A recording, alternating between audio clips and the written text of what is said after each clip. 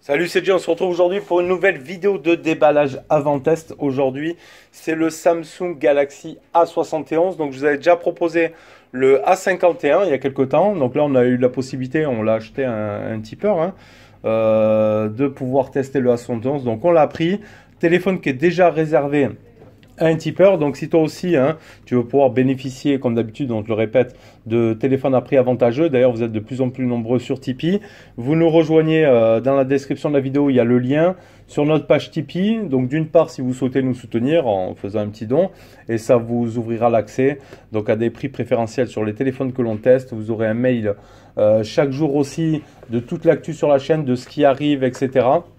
De pas mal d'infos et ainsi aussi vous avez pu le voir des lives, voilà, quand on reçoit un colis. Là j'avais fait un petit live pour le A71 et tout, donc on fait des petits lives sur le Tipeee privé, donc c'est plutôt pas mal. Donc là le A71, on va regarder déjà qu'est-ce qu'on a ici. On n'a pas de coque, on n'a rien, un peu de notice, l'extracteur carte SIM. Bon, j'avais été un petit peu déçu du A51.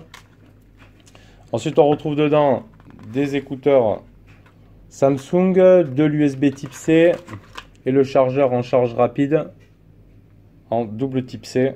Donc de type C à type C, ça c'est pas mal. Supercharge, normalement c'est du 25 watts. On va se mettre ça là. Donc pas de coque pour le protéger, un petit peu dommage. Alors on va le sortir. Après il garde le même format que le A51. Après c'est pas mal, voilà, c'est des téléphones de milieu de gamme, plutôt joli de cette couleur comme ça. Ouais, il a le petit air de son grand frère le S20. Encore les plastiques de protection. On va l'allumer, on va se faire les lignes des caractéristiques en même temps. On va le poser là. Hop, on va le laisser s'allumer tranquillement. Donc il nous propose un écran de 6,7 pouces en Super AMOLED, c'est du 29e, en 1080 par 2400. Du Full HD+, il a un Qualcomm Snapdragon 730 en 2,2 GHz, alors que le A51 lui était en Exynos. Il a un GPU Adreno 618, il a de la RAM, donc c'est de la LPDDR4X, du stockage en UFS 2.1. Vamos là, voilà, il met déjà en portugais, donc on va se mettre français. On n'a pas le français ici.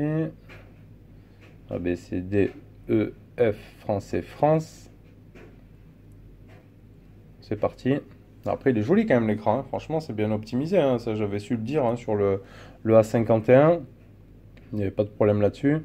Comme ça, on va se faire l'empreinte et tout. C'était ce qui était vraiment fastidieux sur le A51. Elle marchait pas très bien l'empreinte.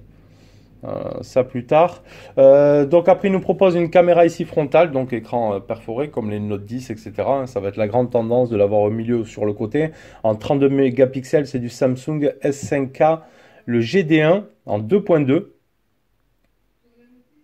Hop, suivant, plus, accepter. On va se faire l'empreinte. J'ai les doigts propres et tout, on va voir ce que ça donne directement et on se finira les caractéristiques après la config. Hop. Alors est-ce que après mise à jour ou quoi, il y a eu du mieux? Commencer par l'empreinte. Allez, on y va. Comme ça on va voir ce que ça donne.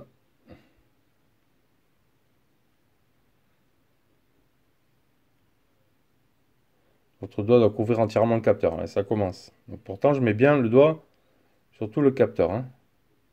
Voilà, impossible d'enregistrer l'empreinte. Allez, on recommence. Oh ben non, il veut pas. Plus. On va refaire. Ça, on s'en fout. Suivant. Ignorer. Ignorer. Terminer. On va aller directement se faire l'empreinte. Comme ça, on va voir. Donc, sinon, derrière, 4 caméras. Du 64 mégapixels, c'est la Samsung S5K, la GW1 en ouverture 1.8. Ensuite, on aura du 12 mégapixels pour du grand angle en ouverture 2.2, du 5 mégapixels pour du portrait en ouverture 2.2 et du 5 mégapixels pour de la macro en ouverture 2.4. Il fait un score de 84 sur DxOMark, juste pour info comme ça. Après, il a un Wi-Fi 5, 5 GHz, du Bluetooth 5.0, le NFC, une batterie de 4500 mAh, en recharge rapide 25 watts, un poids de 179 grammes, ça c'est ce qui est agréable franchement. Donc après on a le jack ici en bas, le type C, micro haut-parleur, bouton power, volume plus moins. Sur la partie gauche on aura le tiroir SIM qu'on va juste ouvrir maintenant pour voir. Donc avec deux nano SIM et une carte SD. Donc ça c'est très très bien. Il y a les deux. Sur le haut on aura le micro d'ambiance. Allez, on va repartir se faire l'empreinte parce que là ça... paramètres. Affichage, hein, écran de verrouillage. Mode de déverrouillage. Données biométriques. Empreinte digitale. Franchement. Alors, j'espère que sur le S20, franchement, c'est le top parce que là. Allez, je recouvre bien le capteur, hein.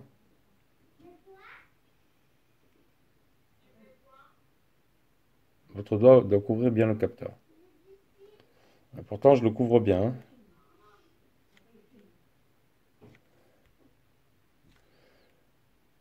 Mais il veut pas, hein. Ah, 31. Pourtant, j'ai les doigts propres, hein. Allez, on va refaire un petit peu.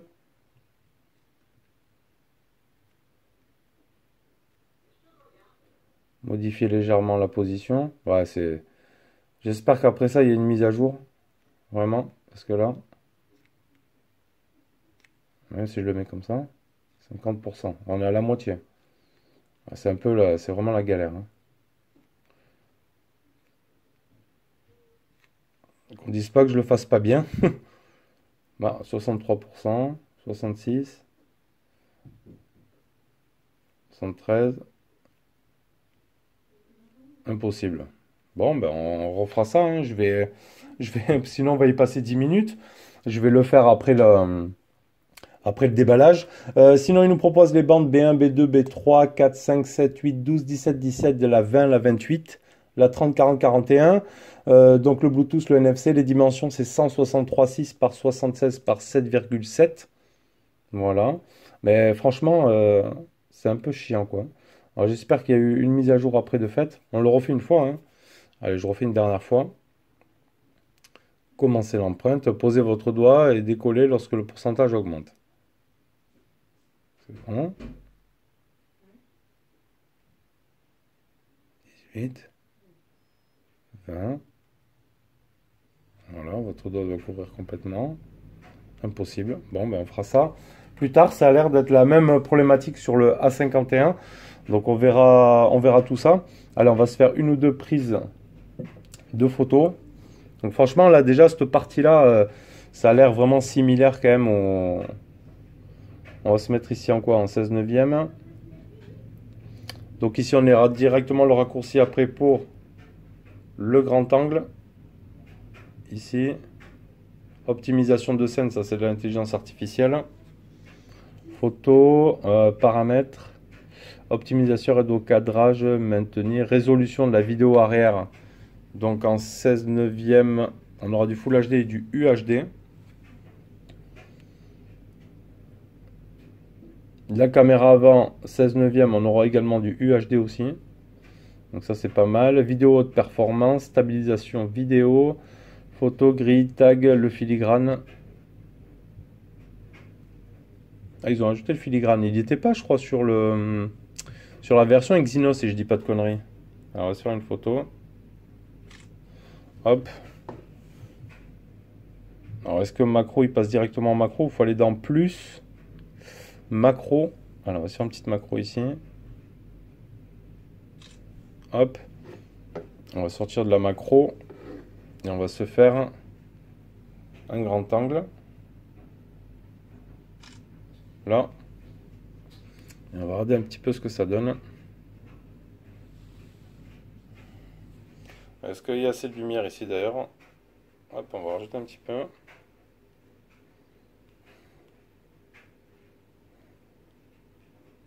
Là.